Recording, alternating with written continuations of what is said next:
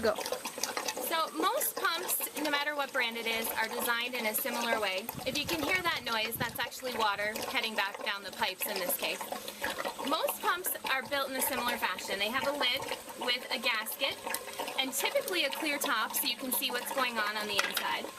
You've got a basket with a hole in it, which should line up with the front pipe coming into the pump, and it normally recesses down onto the inside a little bit.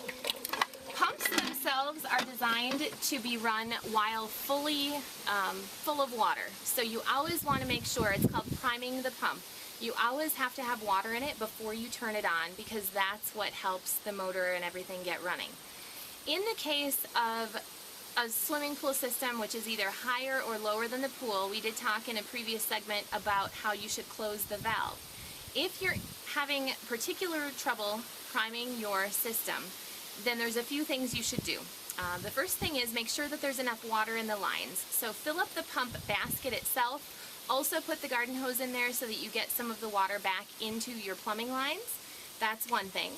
Another thing that you should do is check the plugs in the pump itself, because even if you have the slightest air leak, it'll make priming your pump that much more challenging. Make sure that your lid is going on tight. Sometimes you can put some type of lubricant sold specifically for swimming pool systems onto the gasket, so that helps to prevent any of the air leaks. And then if it's anything other than that, depending on what's going on with the system, there might be some ways to kind of troubleshoot and figure out what that is, but again, you'll want to refer to your pool professional to make sure that you know what that is. So when you have your water in your pump basket and you're ready to turn your system back on, make sure that you put your lid back on securely. Typically, hand tightened is good. Again, depending on your system, you'll learn what that is. And if you have closed any of your valves for the maintenance portion, then you'll want to make sure that you open it back up before you turn the system back on. Once you turn the system on, which I'll demonstrate here in just a minute, you'll see the process that the pump goes through in order to prime.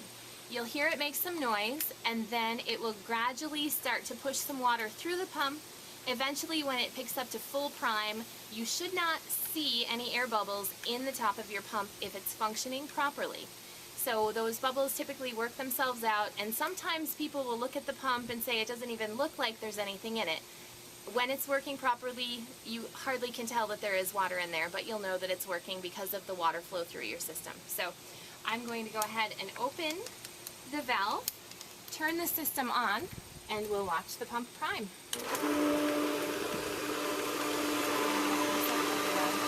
Pump priming. Just get like way down in there.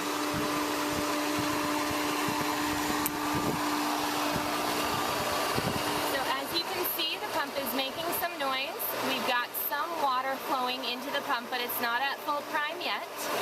So as it begins to pick up its capacity, we'll see the stream of water get stronger. And now the pump is fully coming to a prime, and it's going to work those air bubbles out in just a minute. And when the system is fully primed, those air bubbles will be gone, and you'll just see either debris bouncing around in there, or if you cleaned it out, you won't actually see anything. And that will be a pump working at full capacity.